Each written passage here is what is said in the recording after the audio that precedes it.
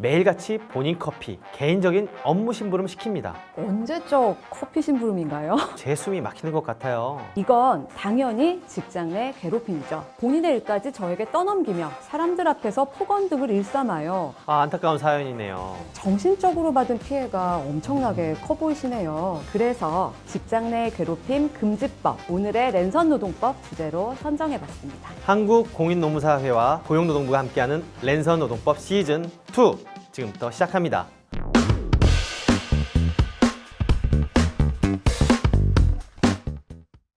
안녕하세요, 여러분. 랜선 노동법의 이주영 노무사 이승현 노무사입니다. 이승현 노무사님, 사회생활 여러 경험이 있으실 텐데요. 회사마다 분위기가 다르잖아요. 기억에 남는 회사가 있으신가요? 보수적이었던 분위기에 회사 다녔었던 적이 있었는데요. 부장님께서 퇴근 시간만 되면 이렇게 책을 꺼내셔서 이렇게 독서를 하셨어요. 언제 집에 가나 이렇게 항상 눈치를 보고 그랬는데, 이주영 노무사님은 만약에 상사가 아니면 혹은 후배 직원이 아니면 또 사장님이 직장 내 괴롭힘을 한다면 어떠실 것 같으세요?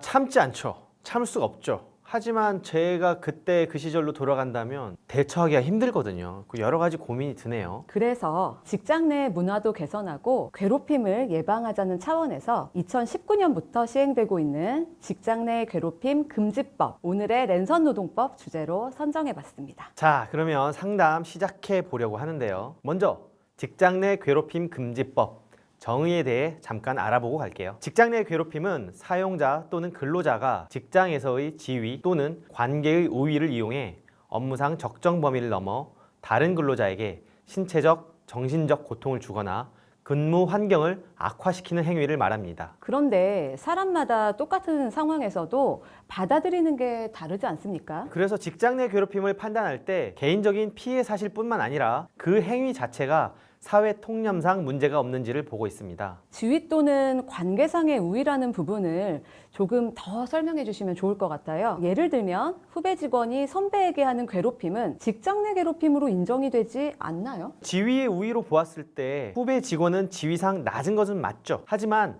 관계에서 우위가 어떻게 될지 모르잖아요. 예를 들면 사용자의 친인척이어서 관계상의 우위가 있는 후배 직원일 수도 있고요. 해병대 선배 기수일 수도 있습니다. 그래서 사안에 따라 전반적인 상황을 보고 판단해야 합니다.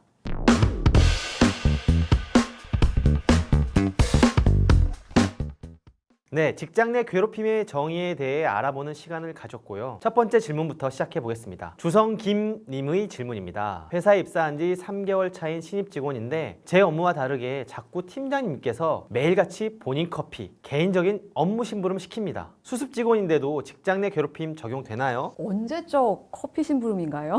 야, 이거 진짜 옛날 한 지금은 40년대. 사실은 흔하진 않은데, 지금은 없죠. 그렇죠. 자주 있진 않은데, 물론 음료를 준비해야 할 경우도 있어요. 회의 준비를 해야 한다던가, 외부 손님이 찾아왔다던가, 커피를 뭐 그럴 때 준비하는 행위 자체만으로는 무엇이라고 할 수는 없죠. 하지만 매일같이 팀장님 본인이 마실 커피를 준비해드려야 한다는 것, 동시에 개인적인 심부름도 시키고 있다면 이분께서는 업무상 지시를 내려야 할 사항과 업무 외의 개인적인 부분을 구분을 못하고 계신 것 같아요. 이건 당연히 직장 내 괴롭힘이죠. 우리가 회사에 일을 하러 오는 거지 팀장님 비서로 채용된 건 아니잖아요. 수습 직원이라고 해서 근로기준법에 적용받지 않는 거 아닙니다. 회사가 편의상 근로자가 회사에 적응할 기간을 둔 것일 뿐 당연히 근로계약서도 쓰고 동일한 근로기준법 적용을 받아요. 그래서 수습 직원이라서 안 되는 것 아닌가라는 생각은 절대 안 하셔도 됩니다. 두 번째, 박지원님의 질문입니다. 회사에 업무 태만이 조금 심한 직원이 있습니다. 팀장님이 저에게 업무 시간 동안 그 직원을 감시하라고 지시하셨어요. 이것도 직장 내 괴롭힘이 될 수 있을까요? 감시라는 단어가 상당히 무겁게 느껴지는군요. 누가 날 감시한다고 생각하면 일에 사실상 집중을 하기가 좀 어려울 것 같거든요. 그렇죠. 업무상 관리 감독은 필요한 부분입니다. 직원들의 성과를 끌어올리기 위한 업무 지시, 관리 감독, 성과 관리 등은 필요한 부분일 수 있죠. 그러나 업무 관리 감독은 팀장님 본인의 업무일 확률이 높습니다. 질문자의 후임을 감독하라는 거면 일정 부분 책임이 있겠지만 감시라는 단어를 사용해서 그 친구가 화장실을 가는 것 또는 업무 중에 어떤 인터넷 페이지를 보고 있는지 어떤 직원이랑 메신저를 주고받는지 매일 손 놓고 감시할 수는 없잖아요. 질문만으로 사실 저희가 모든 내용을 파악할 수는 없지만 사회 통념상 적정 범위 안에서 업무 수행 능력을 살펴보는 수준이면 사실 괜찮습니다. 하지만 이주영 노무사님이 말씀 주셨던 어떤 대놓고 감시하기, 이건 직장 내 괴롭힘으로 판단될 수 있습니다. 다음 질문입니다. 은철 김님이 해주셨어요. 경영관리팀에서 일하는 직원인데요. 회사에 직원 수가 늘어나게 되면서 저희도 직장 내 괴롭힘에 대한 취업 규칙을 작성해야 할 것 같아요. 이거 언제까지 어떻게 작성해야 하나요? 2019년 7월 직장 내 괴롭힘 금지법이 시행되면서 상시 10인 이상의 근로자가 있는 사업장은 직장 내 괴롭힘 예방, 발생했을 때 조치 등에 관한 사항은 반드시 취업 규칙에 반영해서 고용노동부 장관에게 신고해야 하는데요. 발빠르게 대응하고 계신 은철 김님 아주 칭찬합니다. 네, 직장 내 괴롭힘은 발생했을 때의 대처도 중요하지만 구성원 사이에 직장 내 괴롭힘을 하지 말아야 한다는 생각이 공유되는 게 중요한 것 같아요. 그래서 사전에 이러한 행동들은 우리 회사 규칙으로 하지 못하도록 규정하고 있다는 것을 알려주는 게 중요할 것 같고요. 취업 규칙 작성할 때 꼭 기재되어야 할 내용부터 알려드릴게요. 첫째, 사내에서 금지되는 직장 내 괴롭힘 행위에 대해 작성해야 합니다. 둘째, 직장 내 괴롭힘 예방 교육을 1년에 1회 이상 이행하도록 규정하는 것이 좋습니다. 직장 내 괴롭힘이 발생했을 때 처리 방법 또한 명시해 두어야 합니다. 우리 회사에 사건이 발생했을 때 사건을 어디에서 담당할지, 처리는 어떻게 해야 할지 규정해 두는 것이 좋아요. 마지막으로 피해자 보호는 어떻게 할 것인가,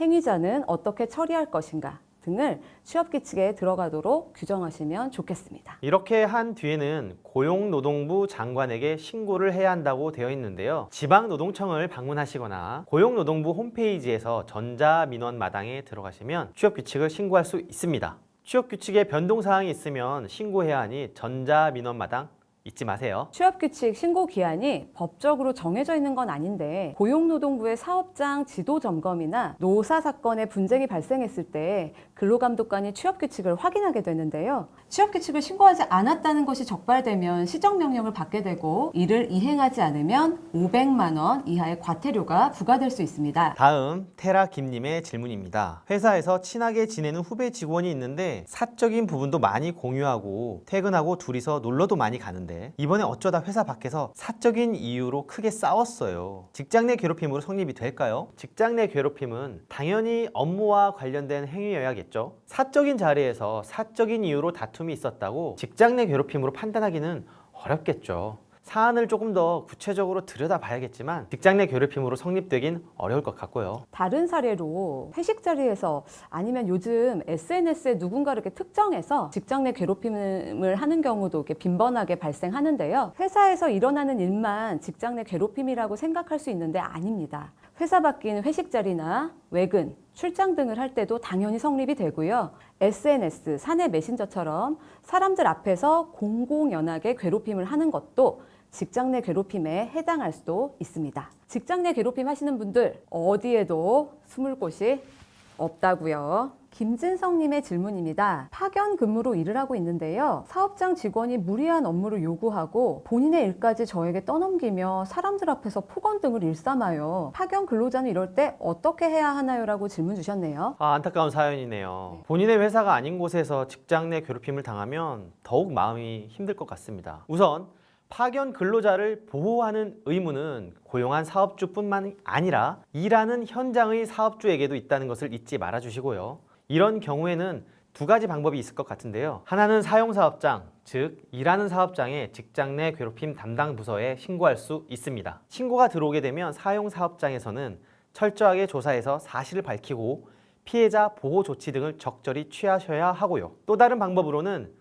본인의 회사로 신고해서 취업규칙에 따라 보호받으실 수 있을 것 같아요. 예를 들면 파견직에서 다시 회사로 복귀해 근무할 수도 있을 것 같고요. 파견 근로자를 사용하는 사업주분들도 이러한 부분을 명확히 알고 계시면 좋을 것 같아요. 신고가 들어오면 취업규칙에 있는 절차대로 파견 근로자의 직장 내 괴롭힘에 대해서 회사 취업규칙에 따라 본인 회사의 직원과 동일하게 처리하시고요. 직장 내 괴롭힘 판단 여부에 따라 적절한 조치도 잊지 말고 취해주세요. 안녕하세요. 사회생활 3년차 고슴도치입니다. 저희 회사는 2명이 한 팀을 이루어 영업을 다니는데요. 같이 일하는 파트너가 저랑 동기인데 연장자고 또 다른 회사 경력도 있어 막 편한 사이는 아니에요. 근데 최근에 이분이 제게 소개팅을 주선해 주신다고 하셨는데 제가 불편해서 거절했었거든요. 근데 그 이후로 정말 저를 대하는 태도가 완전 달라지셨어요. 분명 본인 업무인데도 저한테 떠넘기고 상급자처럼 욕설을 포함해서 업무 닥달을 하지 않나. 진짜 너무 스트레스 받아서 같이 일 안 하고 싶은데 어떻게 해야 하나요?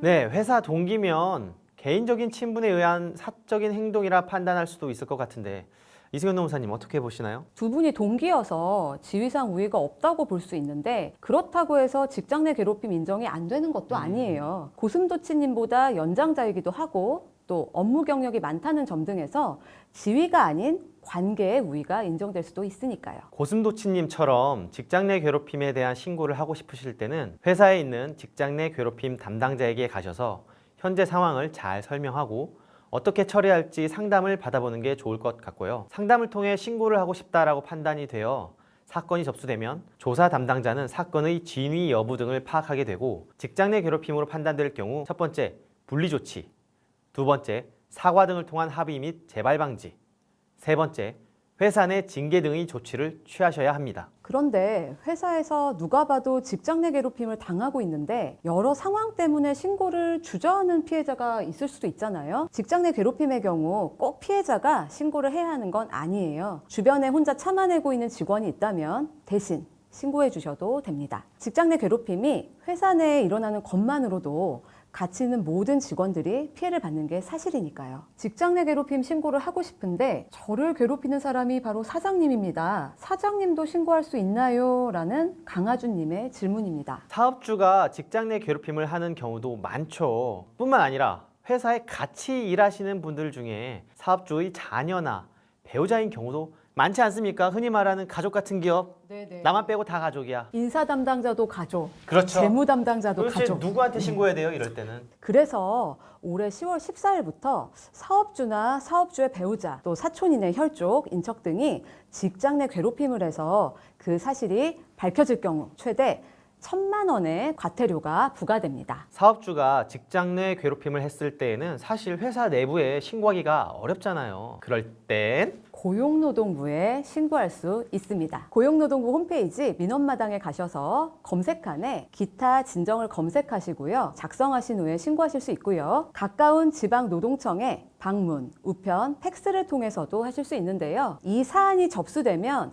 관할 노동청에서 해당 사건을 조사하게 됩니다. 1,000만 원이 진짜 큰 금액이기도 하지만 과태료 액수가 문제가 아니라 회사 출근하는 게 지옥 같아서는 안 되겠죠. 즐거운 마음이 들어야 능률도 오르고 하는 거니까요. 사장님부터 솔선수범하셔서 올바른 직장 문화를 만들기 위해 노력하셔야 합니다. 다음 질문입니다. 정수민 님이 질문 주셨는데요. 신고를 하고 싶어도 회사 사람들이 다 알까봐 혹은 내가 피해자인데 불이익을 받게 될까봐 무서워요 라고 질문 주셨네요. 실은 이런 이유 때문에 다들 신고하는 거를 주저하십니다. 네, 맞습니다. 그래도 신고하는 것과 지속적으로 피해를 받는 것은 확연히 다릅니다. 내 스스로를 아끼는 마음으로 우선 용기를 내봐 주시고요. 직장 내 괴롭힘을 신고한 사실이 회사에 알려질까봐 무섭다고 하셨는데 조사 담당자는 조사 과정에서 알게 된 비밀을 피해 근로자 등의 의사에 반하여 다른 사람에게 누설해서는 안 됩니다. 이렇게 하지 않았을 때는 최대 500만 원의 과태료가 부과될 수 있습니다. 그리고 불이익이 걱정이 된다고 말씀을 주셨는데 만약 직장 내 괴롭힘 신고를 이유로 피해자에게 불리한 처우를 한 경우에는 사용자는 3년 이하의 징역 또는 3천만 원 이하의 벌금에 처해지게 됩니다. 그러니까 걱정 마시고 혼자 꾹 참지 마세요. 팀장님, 저 잠시만 차 좀 세워주세요. 이 대리 왜 그래? 얼굴이 하얘. 출장 가는 차 안에서 부장님한테 많이 혼나서 그런지 차만 타면 심장이 너무 두근거리고 숨을 못 쉬겠어요. 이 대리 어떡하니? 병원 가봐야 되는 거 아니야? 네, 팀장님, 저 지금 병원 가야 될 것 같아요. 그래, 지금 병원 가자. 웹툰으로만 봤는데도 제 숨이 막히는 것 같아요. 회사에서 직장 내 괴롭힘에 대한 적절한 조치는 취한 듯한데 정신적으로 받은 피해가 엄청나게 커 보이시네요. 이주영 노무사님, 이럴 경우 피해를 보상받을 수 있는 방법 없나요? 있습니다. 바로 산업재해보상보험법이 든든하게 우리를 지켜주고 있는데요. 이 법의 경우 일반적으로 산업 현장에서 다쳤을 때 산재보험을 통해 보상해주는 법이죠. 그런데 사례자 같은 경우는 직장 내 괴롭힘으로 인해 차를 못 타는 정도의 심각한 질병을 앓게 되었어요. 이럴 경우 업무상 질병에 해당할 수도 있어서 산재 신청을 하실 수도 있습니다. 정신적인 스트레스로 인한 산재 신청 방법은 요양급여 신청서를 근로복지공단에 제출하면 되는데요. 신청하는 질병에 대한 의학적 소견서를 꼭 첨부해야 합니다. 정신적 스트레스가 심해 직접 신청이 어려울 경우에는 의료기관에서 노동자의 위임을 받아 신청할 수 있다는 점. 다만 이 부분도 직장 내 괴롭힘으로 인한 질병인지에 대한 부분은 확인이 필요하다는 것도 알아두시고요.